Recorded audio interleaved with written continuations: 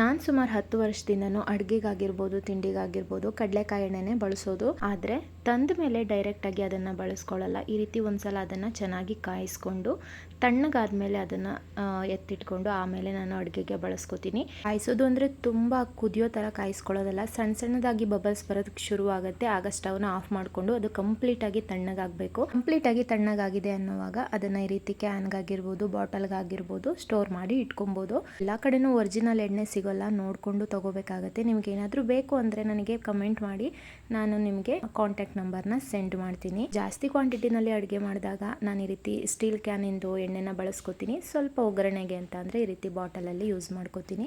ಅದ್ರ ಜೊತೆಗೆ ಒಂದು ರೆಸಿಪಿನ ಶೇರ್ ಮಾಡ್ತಾ ಇದ್ದೀನಿ, ಮಿಸ್ ಮಾಡದೆ ಟ್ರೈ ಮಾಡಿ. ಮತ್ತು ಸ್ಪೆಷಲ್ ರೆಸಿಪಿ ಇದು, ಹಾಗಲಕಾಯಿ ಗೊಜ್ಜು. ಒಂದು ಸ್ವಲ್ಪನೂ ಕಹಿ ಇರಲ್ಲ, ಬಿಸಿ ಬಿಸಿ ಅನ್ನಕ್ಕಾಗಿರ್ಬೋದು, ಚಪಾತಿ ದೋಸೆಗೆಲ್ಲ ತುಂಬಾ ಚೆನ್ನಾಗಿರುತ್ತೆ.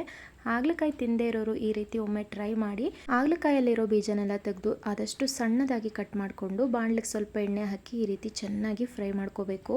ಎಷ್ಟು ಅಂದರೆ ಅದು ಅರ್ಧ ಭಾಗ ಆಗಬೇಕು, ಅಲ್ಲಿವರೆಗೂ ಚೆನ್ನಾಗಿ ಫ್ರೈ ಮಾಡಿಕೊಂಡು ಎತ್ತಿಟ್ಕೊಂಡು ಅದೇ ಬಾಣಲಿಗೆ ಸ್ವಲ್ಪ ಎಣ್ಣೆ ಸೇರಿಸ್ಕೊಂಡು 3 ದೊಡ್ಡ ಈರುಳ್ಳಿನ ಕಟ್ ಮಾಡಿ ಸೇರಿಸ್ಕೊಂಡು ರುಚಿಗೆ ಬೇಕಾದಷ್ಟು ಉಪ್ಪನ್ನ ಹಾಕಿ ಈರುಳ್ಳಿನೂ ಕೂಡ ಚೆನ್ನಾಗಿ ಫ್ರೈ ಮಾಡ್ಕೋಬೇಕು. ಆನಂತರ ಫ್ರೈ ಮಾಡ್ಕೊಂಡಿರುವಂಥ ಹಾಗಲಕಾಯಿನೂ ಸೇರಿಸ್ಕೊಂಡು ಹುಣಸೆ ಹುಳಿನ ಸ್ವಲ್ಪ ಜಾಸ್ತಿನೇ ಹಾಕೋಬೇಕು, ಆದರೆ ತೆಳುಗೆ ಹಾಕೋಬಾರ್ದು, ಸ್ವಲ್ಪ ಗಟ್ಟಿಗೆನೇ ಸೇರಿಸ್ಕೊಂಡು ಖಾರಕ್ಕೆ ನೋಡಿಕೊಂಡು ಸಾಂಬಾರು ಪೌಡರು ಹಾಗೆ ಸ್ವಲ್ಪ ಬೆಲ್ಲನ ಹಾಕಿ ಚೆನ್ನಾಗಿ ಫ್ರೈ ಮಾಡಿಕೊಂಡು ಬೇಯಿಸ್ಕೊಂಡ್ರೆ ಬಿಸಿ ಬಿಸಿಯಾಗಿರೋ ರುಚಿಯಾಗಿರೋ ಕಹಿ ಇಲ್ಲದೆ ಇರೋ ಹಾಗಲಕಾಯಿ ಗೊಜ್ಜು ರೆಡಿ ಆಗುತ್ತೆ.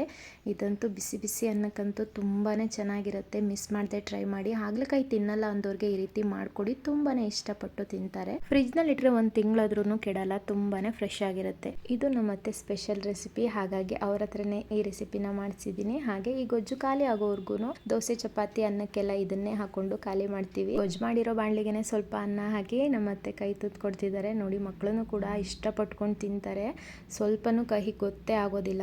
ನೀವು ಕೂಡ ಟ್ರೈ ಮಾಡಿ.